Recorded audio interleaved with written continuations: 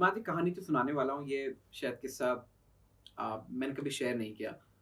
और या यूँ कहूँ कि हमारी लाइफ में बहुत सारी चीज़ें ऐसी होती है जो हम जब रिफ्लेक्ट बैक करते हैं और हम समझते हैं कि इस पर्टिकुलर इंसिडेंट का मेरी लाइफ पे क्या इम्पैक्ट हुआ, तो शायद हम बेहतर समझ पाते हैं कि हाँ, ये इंसिडेंट शायद कोई बहुत बड़ा इंसिडेंट था जिसने मेरी लाइफ को बहुत सारे मायनों में बदल दिया और हमेशा के लिए शायद बदल दिया।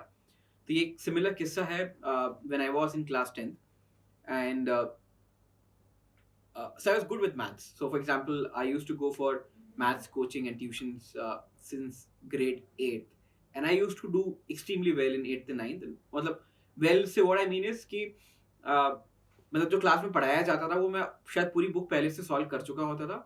एंड एग्जाम्स में मुझे आंसर्स भी पता होते थे कि इस क्वेश्चन का आंसर ये आना चाहिए, तो अगर नहीं आ रहा है तो आई यूज टू नो कि कुछ तो गलती हुई है और कहाँ गलती हुई है, तो मैं ट्रेस बैक करके सही कर लेता था।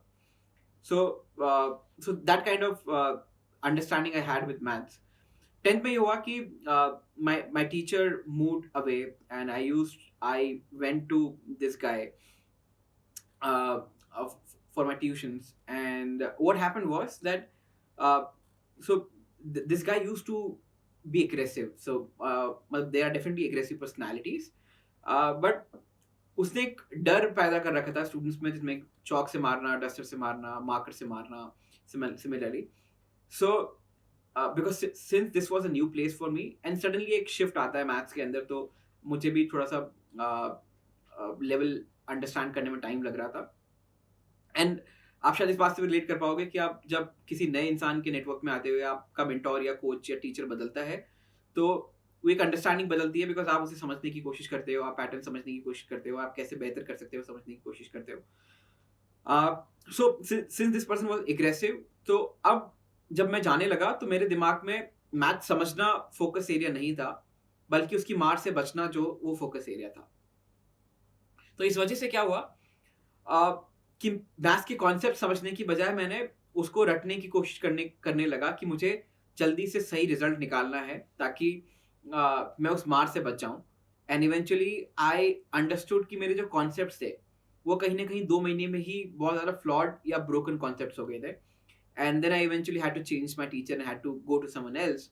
But these 2 months I would say वो लिटिल ट्रोमैटिक, और शायद उसका इम्पैक्ट वो मेरे आने वाले फर्दर 2.5 सालों में भी रहा। I would say in order to get back to mathematics was little difficult and took me at least 2.5 years, which was the entire 10th, 11th and 12th somehow. I somehow did well again in 12th and I started loving it somehow. But कहीं ना कहीं वो एक टीस जो है वो मन में रह गई कि maybe I couldn't do better because of something else. So this is something I would say is called conditioning. और अक्सर कुछ concepts जो होते हैं वो दिमाग में conditioned हो जाते हैं without you and I knowing it, without we consciously trying to adopt it. I'll give you a similar example, and this can happen. This actually happens to a lot of us every now and then, and I believe parents, teachers, and in fact our friends also need to be a little more conscious in terms of helping each other out to unlearn these concepts. For example, let's say एक छोटा सा बच्चा है और उसने कभी कांच का ग्लास बचपन में उठाया, और लेट्स से उसके हाथ से वो ग्लास गिर गया और टूट गया। अब उस वक्त ये होगा, एंड सिमिलरली एक और इंसिडेंट्स के अंदर कि जैसे वो टूटा, किसी ने उसको पीछे से थप्पड़ मार दिया, right? Now what will happen is whenever this person will pick up a glass, he will always have this thought in his mind कि क्या ये ग्लास मेरे हाथ से गिर जाएगा, टूट जाएगा। तो अब यहाँ पे जो उसकी कंडीशनिंग है वो डर है कि अगर ये गिर गया, टूट गया तो क्या होगा। हो सकता है वो सिमिलर चीज़ लाइफ में दोबारा ना हो, बट वो जब डर आपके अंदर पैदा हो जाता है, तो वो आपकी जो सीखने की जो ललक होती है, जो थर्स्ट होती है, जो हंगर होती है, उसे कहीं ना कहीं कम कर देता है। So I would say it's extremely important that we definitely be conscious of our behaviors with our kids, with our friends, with our parents, in fact, so that they do not learn and adopt things unconsciously, because that way they are going to impact their lives for forever.